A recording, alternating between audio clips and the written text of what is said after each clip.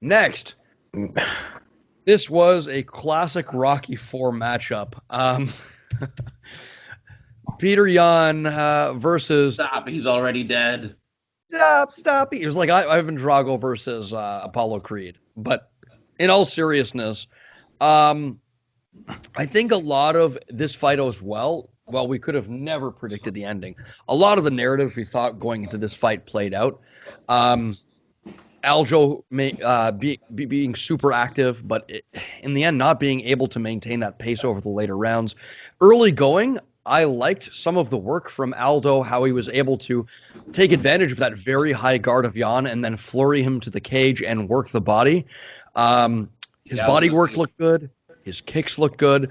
He was active in the wrestling exchanges, but A little man, forced, but Peter Yan knows how to manage his energy, and he made Yan work. Sorry, do you mind if I go on for just a second more, guys? I know yeah, I'm go ahead. rambling.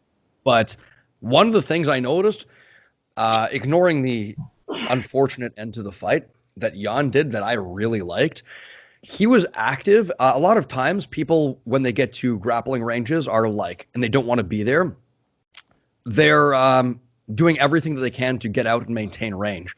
And Jan, because he had the need to maintain pressure and forward movement, it's hard to maintain forward movement and pressure and avoid grappling exchanges. What he did was, I know I'm going to be in these grappling exchanges, but I'm going to make them more taxing for you. You're going to try and put the grind cycle on me? No, motherfucker. You have to stay here with me.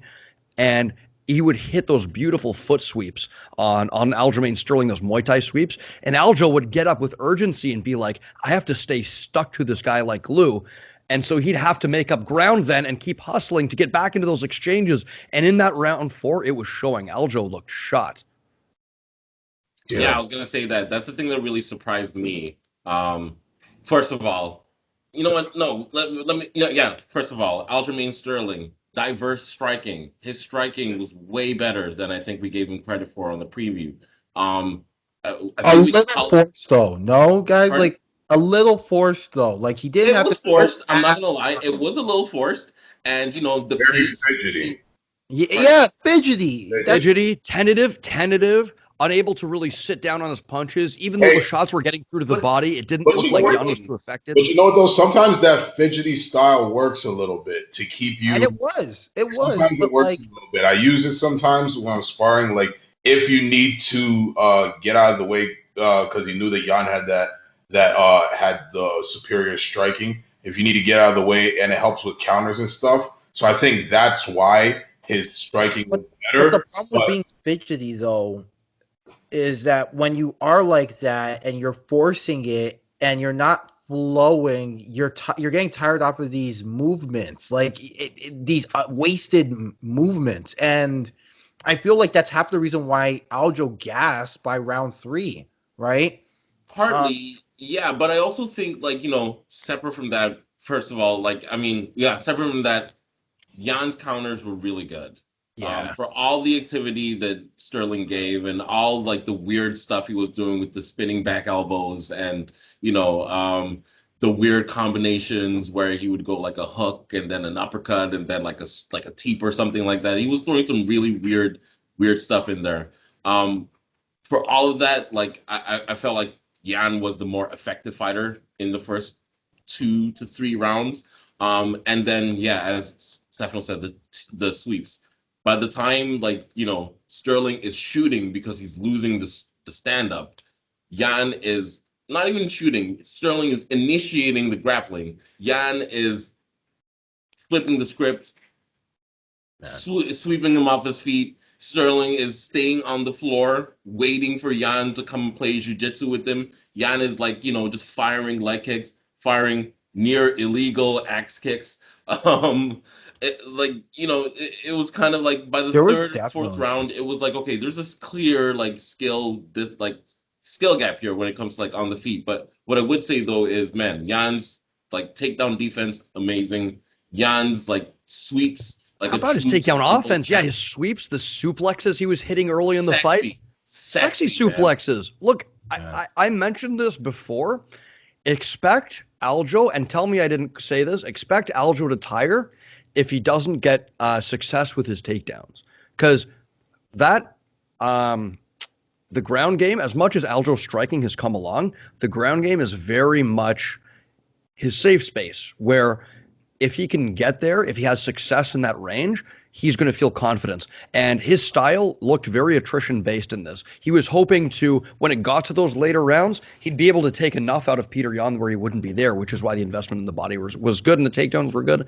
But Yan was out-wrestling him. Yan, in most of these grappling exchanges, was ending up on top.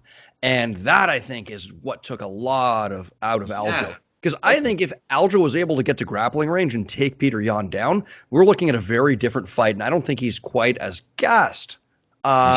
He couldn't take him down, and he wouldn't play jiu-jitsu with him. It was almost like, okay, I'm going to make you focus on like the parts that you're worse than me at, if that makes any sense. How about that? First of all, another good thing that Yan did is that Sterling forced him into a fight in the early rounds, which Yan likes to sit back, not give those early rounds away, but just, download data.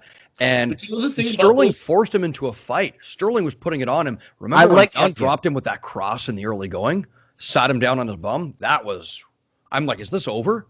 Force him into a fight at your own discretion. Yeah. The one thing I would say, though, is that for all of the activity, I don't think Sterling was actually landing that much on Yan. I think, like, the leg kicks were good.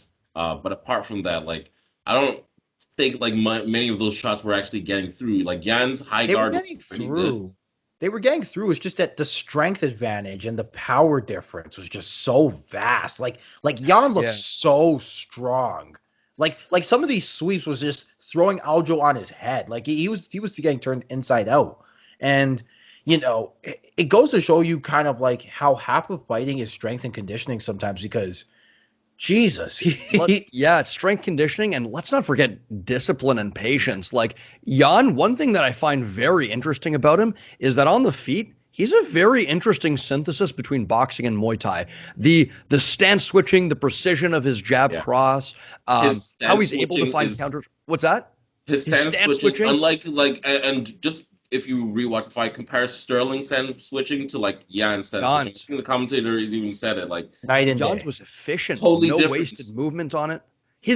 But his defense to me is all Muay Thai. It's so good, man. It's high guard. It's passing kicks to the side. It's being there as a presence. He's not really slipping a ton. He's checking leg kicks, kicks. He's hand fighting. His defense is very Thai, whereas his footwork is very boxing, and he's very precise with his straight punch. He's just a weird synthesis of striking that I don't think we've seen up until this point. Like man, I'm a big fan. Yeah, it's so. He was really good, but man, that illegal knee. I was gonna say. What a shame. What a shame. It's a shame. It was a bad way to end it, but you know what? I'm glad it ended that way, because like come on, man. We shouldn't be continuing fights after knees like that. And I feel like I've heard a lot of, I was on Twitter. I immediately ran to Twitter because that was like the hypest moment that the UFC's produced in ages. Immediately ran to Twitter, and people were saying, yeah, I've been an advocate for, removing the downs fighter rule. And it's just like, wait, so you want people to be taking like running knees? I guess, what's the difference? But like, I don't know. I just felt like I didn't like the shot, and like, I wouldn't want to see that in the UFC. I heard that Jan's corner told him to deliver a strike. Did you guys know any? So Habib basically told DC that in Russian, his coach told him, now what it translates to is hit him. It's not knee him, it's hit him. And I guess Yan took that as knee him because the head's down and he's waiting, and Jan's waiting for the hand to get up. It's very similar to what Greg Hardy did to Alan Crowder, I always say, where the hand, you're timing them as they go up to hit them with something hard. And I guess that's what happened, right? Like, if I'm honest about this, Jan, to my knowledge, doesn't have a history of fouls. So Yeah. I'm willing to, as obvious as it was, I'm willing to write this off as he trusted in his corner and threw the strike, and it was a mistake. Now, as far as Aljo goes, I don't even if, let's say, hypothetically, I don't think he was. I think he was genuinely very hurt. But let's say he's acting. I don't care. Even if he's compromised 20% and he could still hypothetically fight on, you shouldn't have to fight on compromised a whole 20% in a title fight because of an illegal strike. I shouldn't have to fight on. This was done to me illegally, and it's not my obligation to fight through damage I incurred through an illegal strike. I'm sorry. Stefano, but you're a real man. You have to go out on your shield. Yeah, exactly. Fighting, I've got to man. get brain trauma, and, I've got to concuss myself further so I can't remember my kids' names when I hit the age of 40. Crazy, man. And just further on that, why are we doing an interview with Aljamain Sterling? He requested it. I don't care what he I don't requests. care. He's concussed. He's concussed. The interviewer, the media, UFC media rep, goes up to the doctor, asks, "Oh, can he do an interview?" The doctor waves her off and says, "No, we can't do an interview. He's concussed." There's a good chance he doesn't even remember that interview. Like, come on, there are what cases where crazy. fighters, after getting knocked out, will, like, the next thing that they know, they wake up in the change room. They're like, where am I? What happened? And even though they came to and they were like conscious, they talked to people in the cage, walked around, talked to the doctor, talked to the commissioner, walked to the back, talked to the coaches, and then all of a sudden they're in the cage. They're like, sorry, they're in the back room. They're like, what happened? I don't remember any of that. So it's like, come on. It's just like totally irresponsible, man. And like, if you stop the fight for an illegal knee, saying that it's because of a concussion, and the doctors had to intervene, like, why are you still like going against? I think what Justin the doctors Gaethje had a good point on this. Is that Justin Gaethje says it should never be up to the fighter if they can continue, right? Yes. Yes. I think Justin Gaethje said it best, right? And by the way, let me just say on this podcast, the views of Michael Asiffo, TJ Dillashaw's a fucking idiot, right? And that's me speaking, because there's lines that you don't cross, and the line of whether or not somebody's faking an injury, as a fighter, you should know better. You're not some guy on Twitter with 50 followers. You're a guy who, by the way, tested positive for EPO, right? So you should know what it's like to be kicked when you're down, and then you're coming on Twitter trying to sell a fight. I don't care if you're trying to sell a fight. It's stupid. It's I personally don't love what he said, but I personally can't get too mad at it because I get it. He's trying to throw some shade, get his name in the conversation, and get a big fight. No.